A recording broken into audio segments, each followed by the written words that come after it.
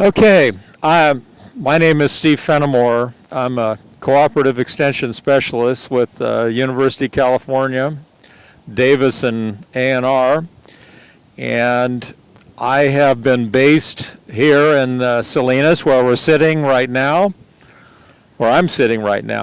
for about 23 years.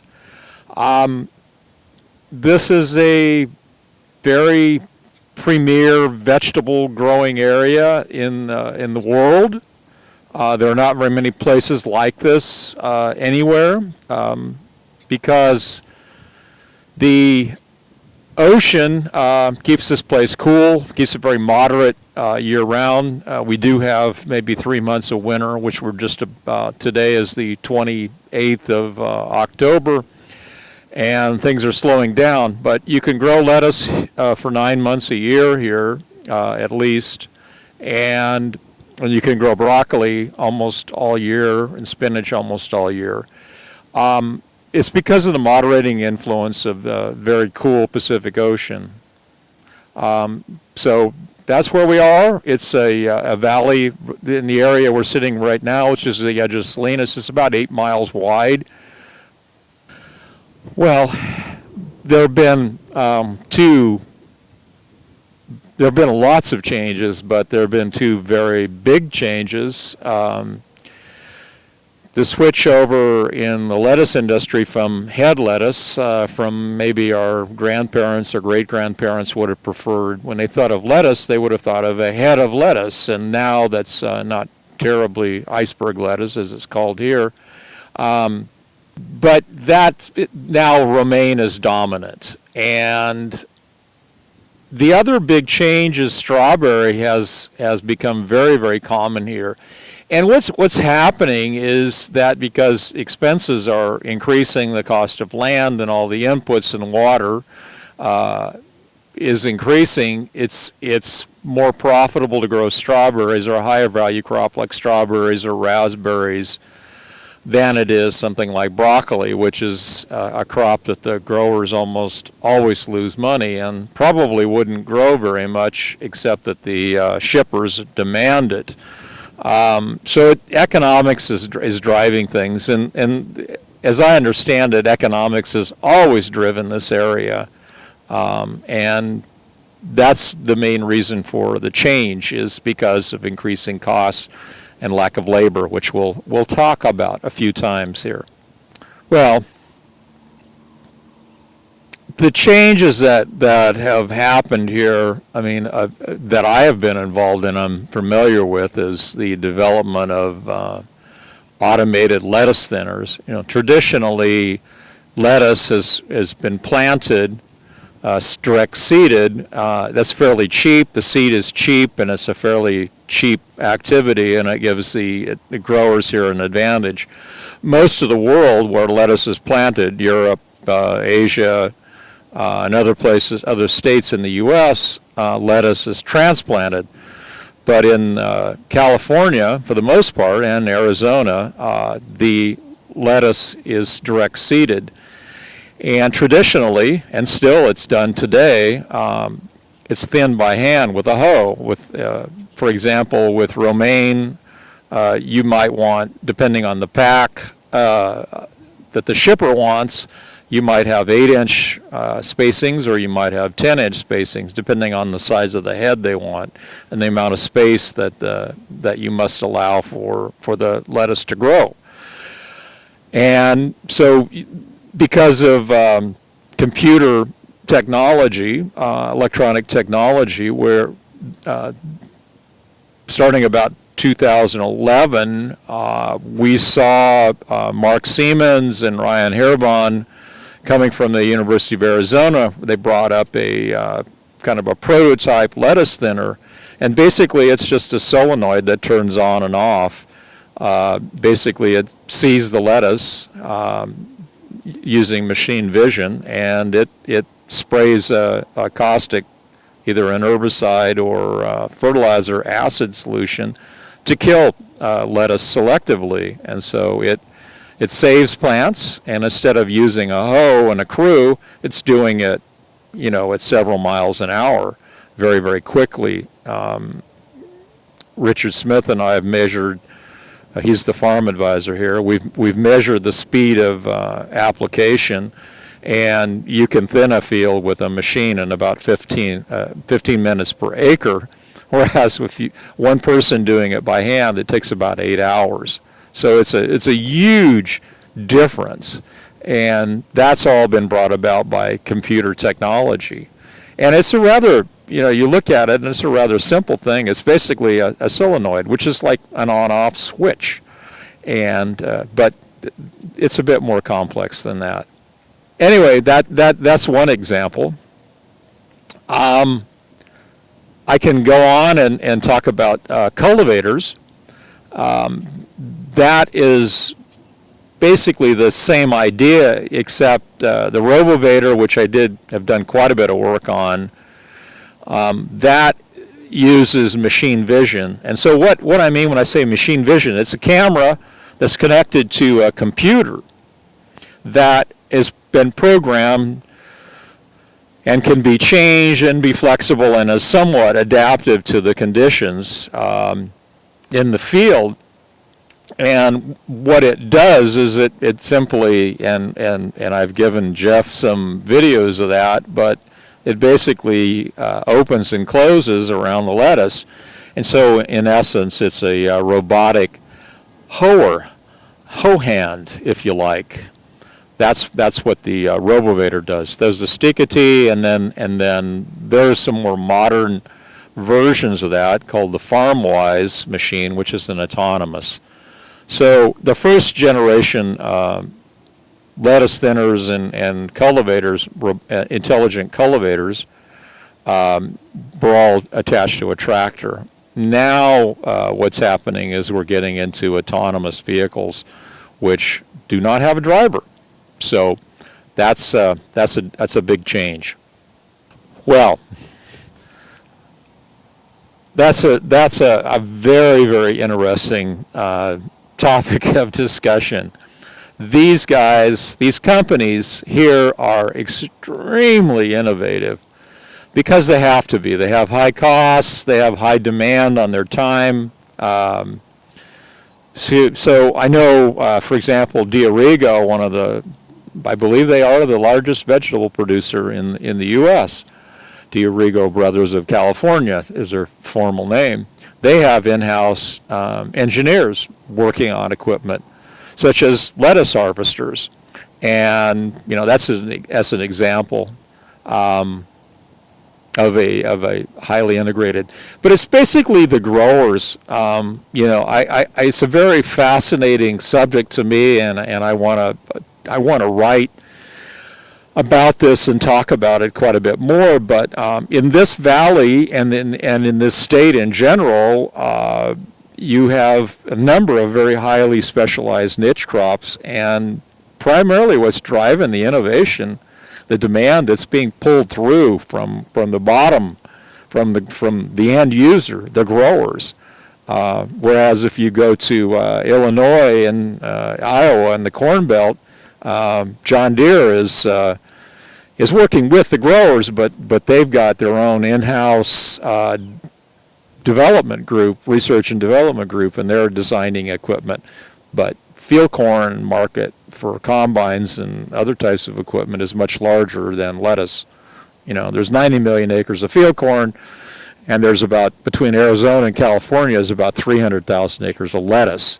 So what's driving innovation here is the fact that they're on their own. They're doing it themselves. They have to do it. Nobody else is going to do it for them, and that's just the facts. So what is demanding innovation? It's basically cost. So increasing costs, increasing regulations, and lack of labor, because the lack of farm labor is a phenomenon that's happening all over the world. It's not particularly pleasant work, and so there are fewer and fewer people. I've even read in India they're having a hard time getting people to do hand weeding, and they've got 1.4 billion people. So that's not a phenomenon limited to California. So if you look at what I would encourage you to do in asking for where are the greatest needs, you look at the cost and return studies, say for lettuce, and about 50% of the cost is harvesting. And so there's quite a bit of innovation and research going on to mechanize that. I mean, you can go out and take pictures. I'm sure you can still find it. We're probably in the last couple of weeks of lettuce harvest here in Salinas. Yuma will be picking up the desert for the winter here in November. It'll rapidly pick up down there if it isn't already. What do? Well, I participate in two different levels. I'm a weed scientist, and that's my job description here. And so I work on about 10 different crops. I spend a lot of time on strawberries. I work on lettuce, and then this is one of our trials here to screen some herbicides. This particular trial has got collards and Mizuna in it, and we're screening for herbicides.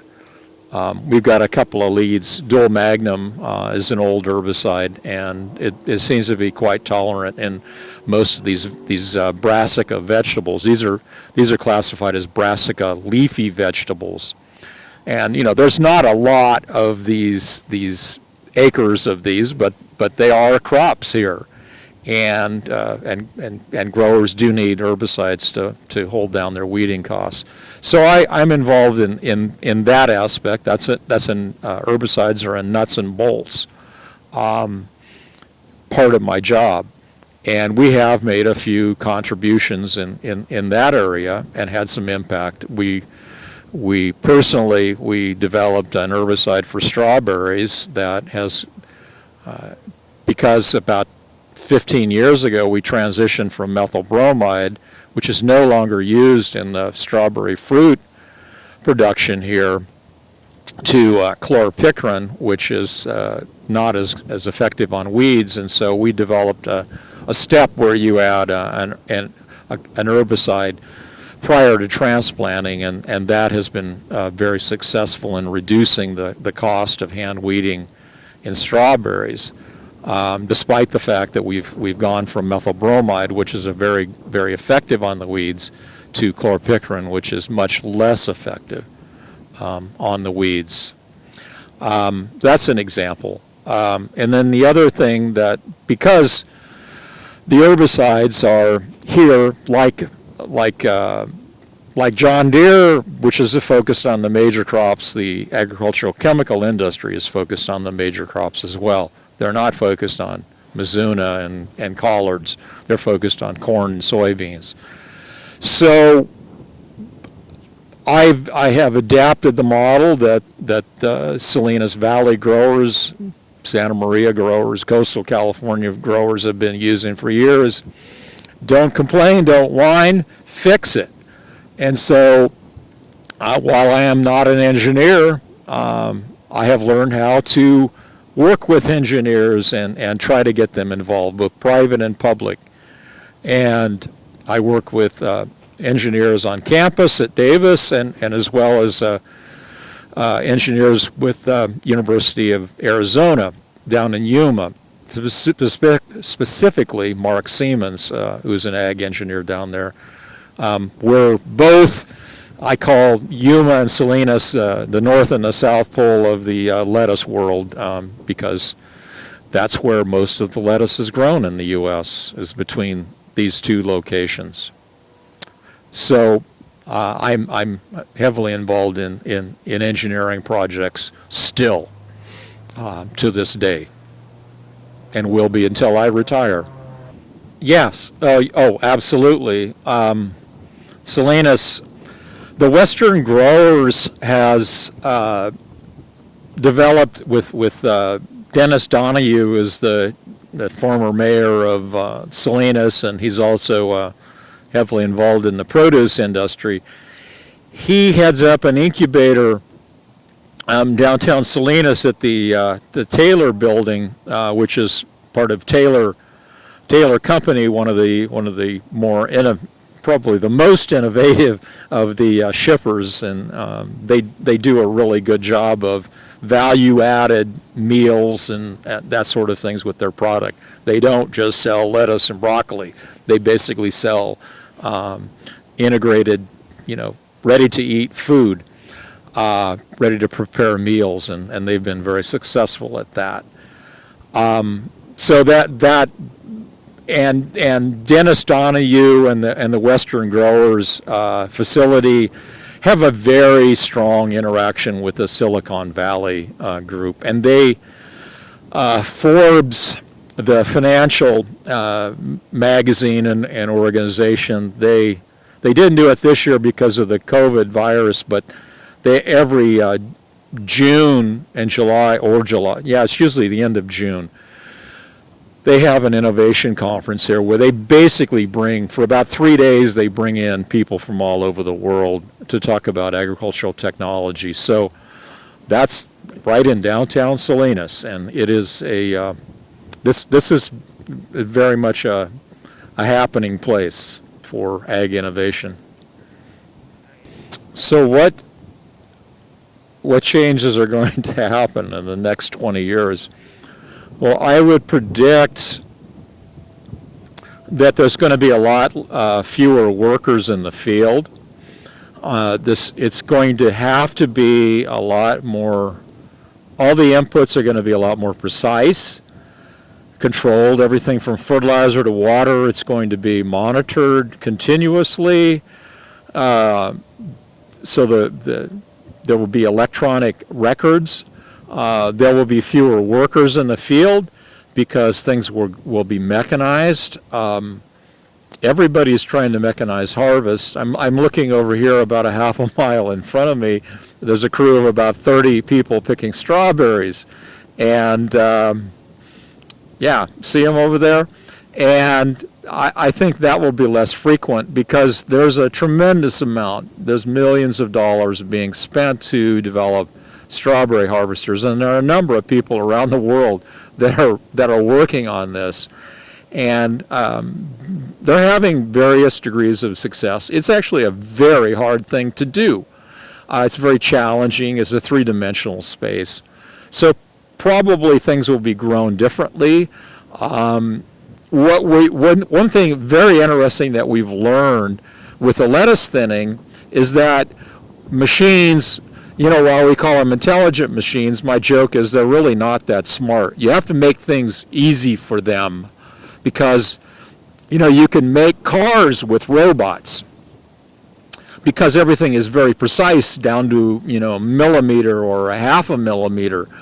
But in the field environment, things, a machine expects to find something in a particular location, and if it's not there, then the machine just freezes and doesn't do it. And so we're probably going to have smarter machines, but it's going to require greater precision.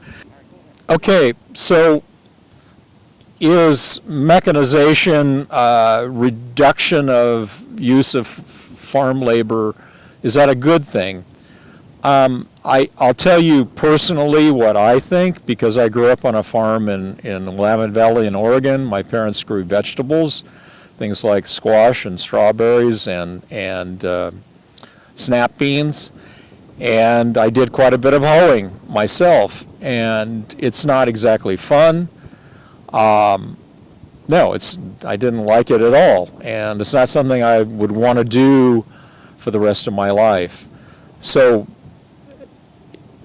what I view this as change in the labor force, it's going to create new types of jobs because all of these innovations require people that know how to use them very, very well. And the way farms operate here, the individual grower is basically a manager, and what I'm seeing happen here is they're hiring younger people who are very comfortable with technology to deal with that, and maybe the older, more experienced farmers just like delegated out to the younger staff. And so there's a tremendous need for the people that understand the technology. I mean, you can teach anybody how to hoe, but to understand how to set an intelligent device in the field, measure the spacing and the depth, and use depth sensing, depth sensors like LiDAR would be one example. That's it requires some training. What needs to change? Well, the nutrient situation is being heavily regulated, and so we need to reduce runoff. Need to make very precise applications. We've got decreasing availability of good quality water, and we need to make the use of our resources. And so literally it's every input that we put in. And we've got increasing cost of land because there's demand for land for other things like housing and warehouses and shopping malls and all of the other uses of land. So that's what's happening in California. What do I like about the Salinas Valley? It's not boring. It's a very pretty place. I live here. I live over at the edge of the hills, although we had a fire in August, and we had to evacuate. I'm here to stay. It's a very, very pretty spot, and we can be walking on the beach in a 15-minute drive from my house, so that's pretty hard to beat. But as far as work professionally, I mean, the people here they're very good. They work very, very hard, and this is I like that. It's very demanding because the standards of quality of the produce that they produce is very high, and so it's fine to be demanding. It's easy to understand the ground rules. It has to be good. You know, I say that the growers here are like the prime pitchers in baseball. They can throw a ball at 90 miles an hour and put it in a square foot.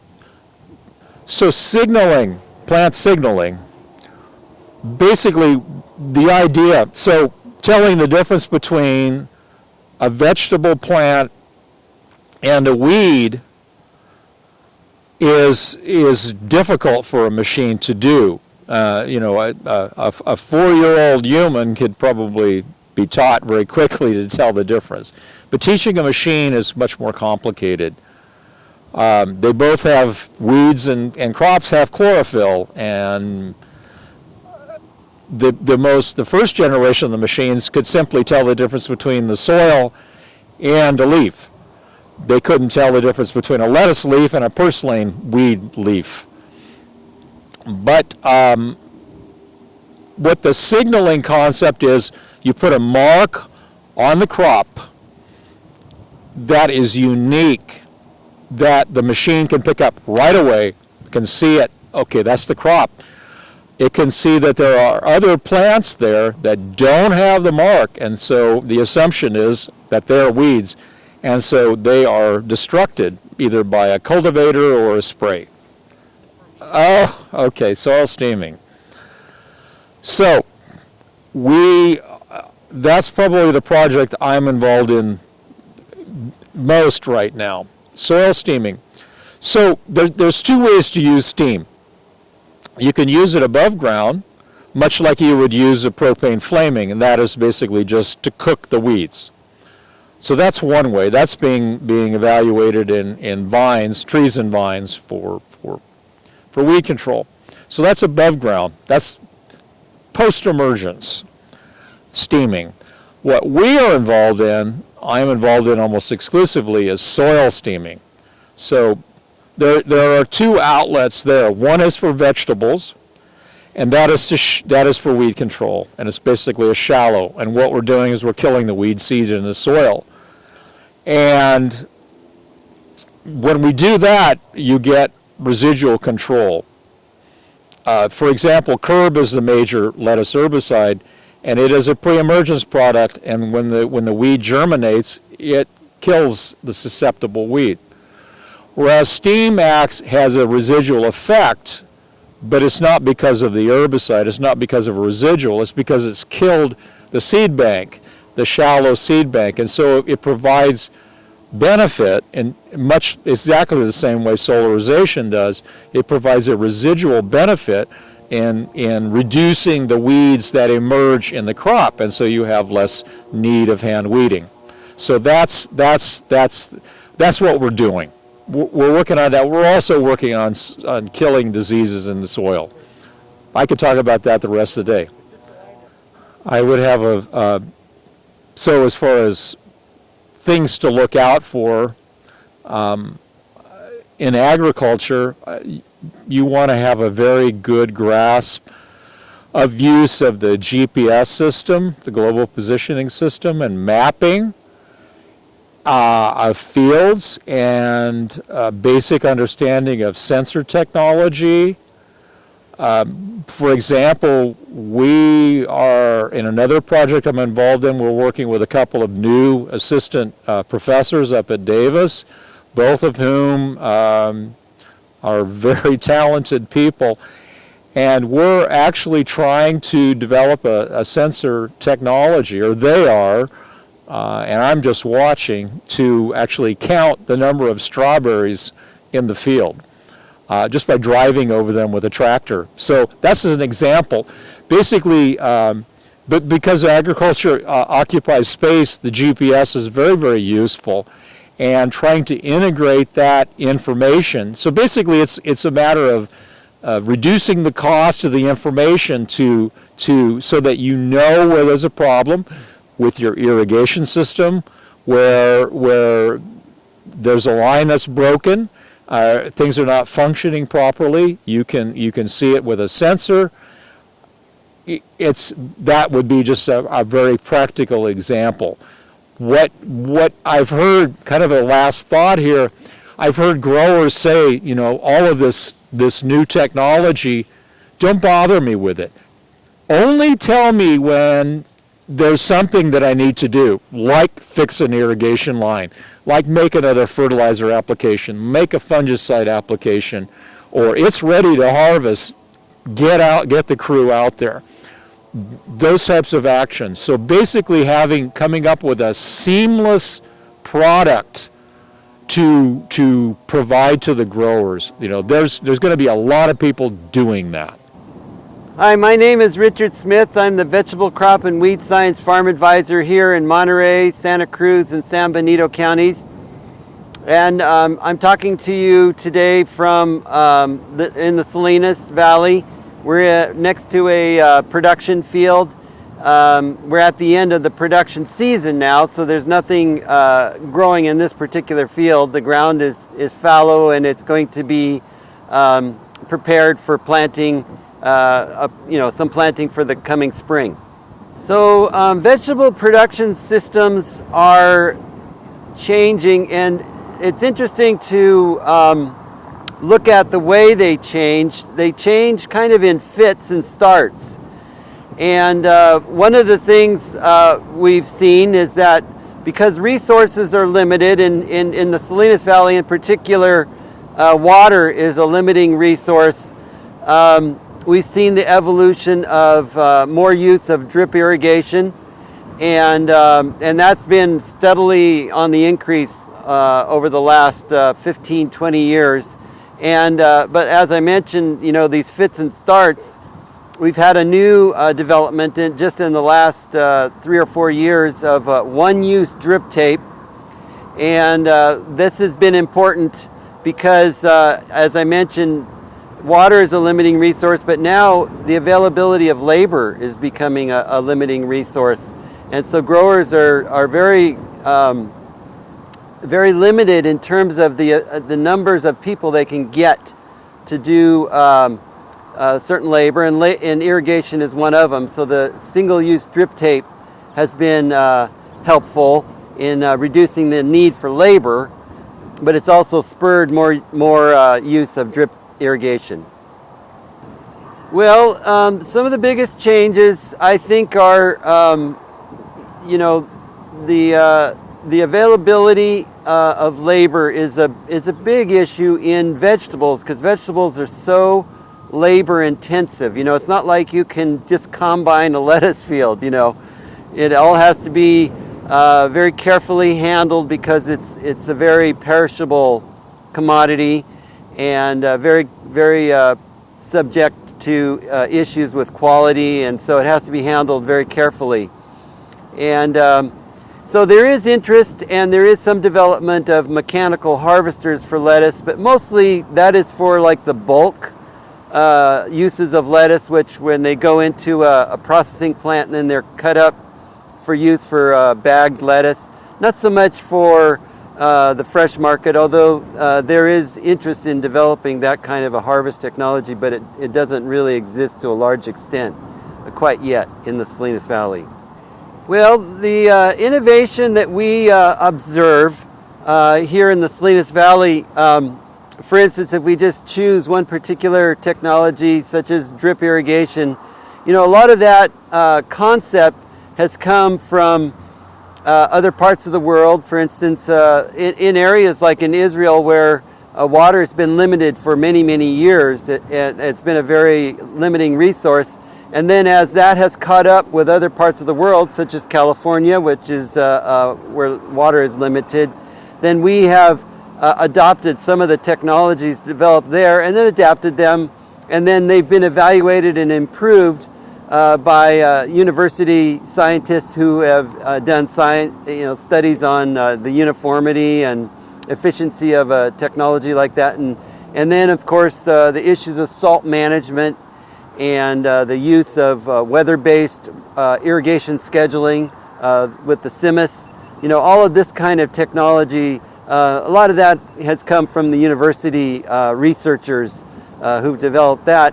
But then it all kind of comes together in a field, and then it's used by the grower and adopted to a large extent.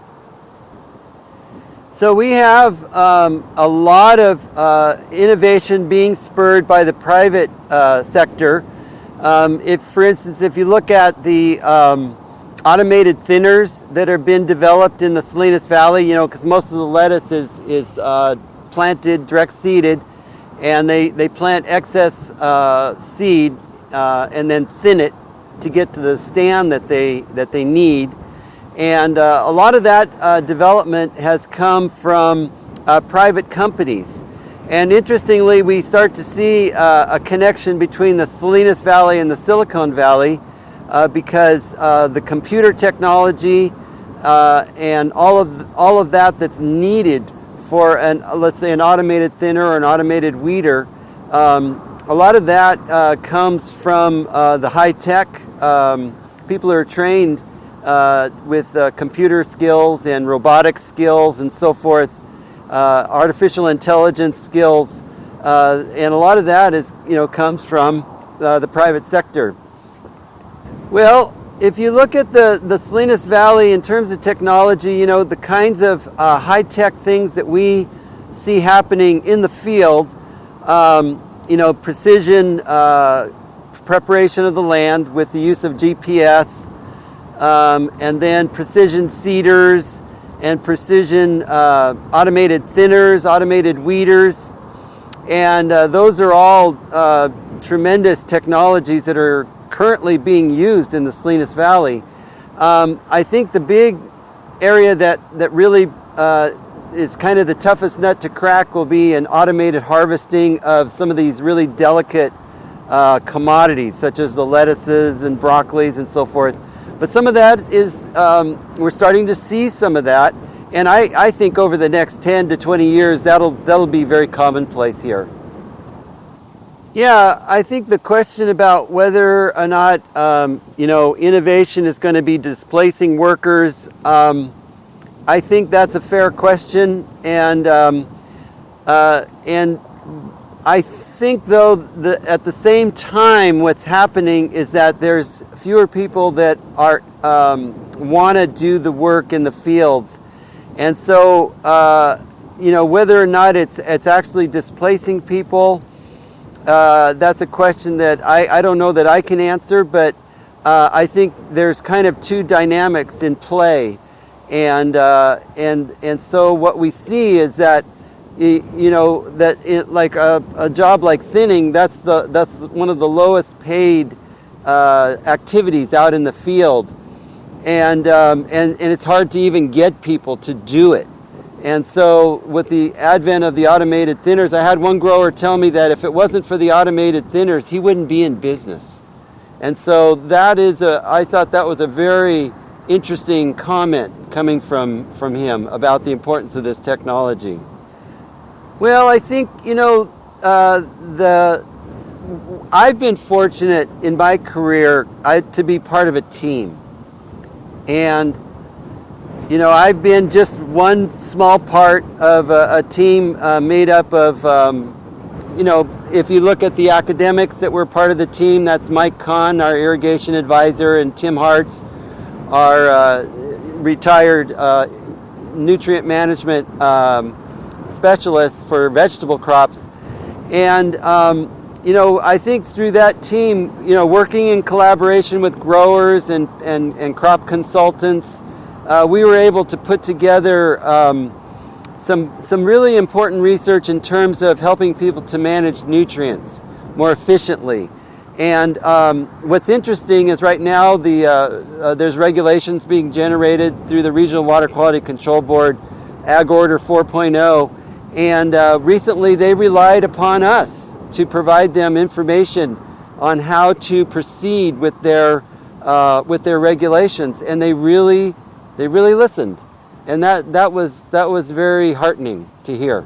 Well, for me, being a farm advisor is really, I kind of pinch myself every day because it's a dream come true.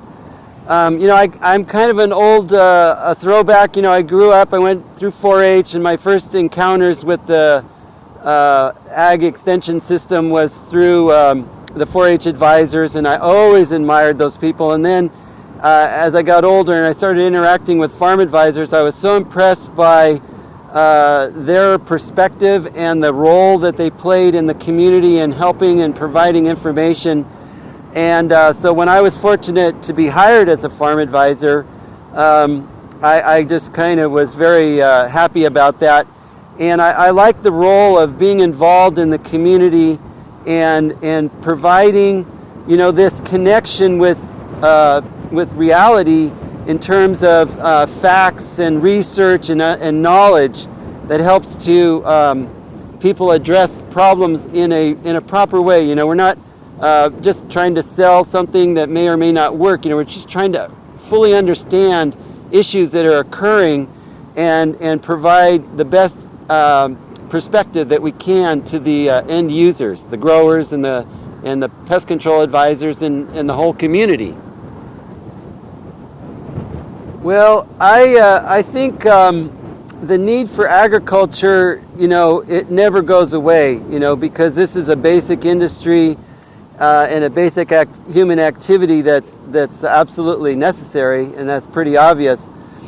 But I think our society, because of the way our society functions, we don't put the emphasis on it. People take it for granted. And what I see in the future is the need for agricultural science is actually going to increase, because we have to learn how to grow our crops in the most sustainable fashion. The work that you have done, Jeff, has been incredible in terms of helping us to understand how to manage soils. And we need to apply that kind of knowledge to all the farming systems, and the vegetable systems are the most difficult because they're the most intensive, and so they tend to be leaky in terms of nutrients. The way we treat the soils is not as good as we probably need to do, and so we need to improve on those kinds of practices in the future. It's going to be critical to keep agriculture sustainable.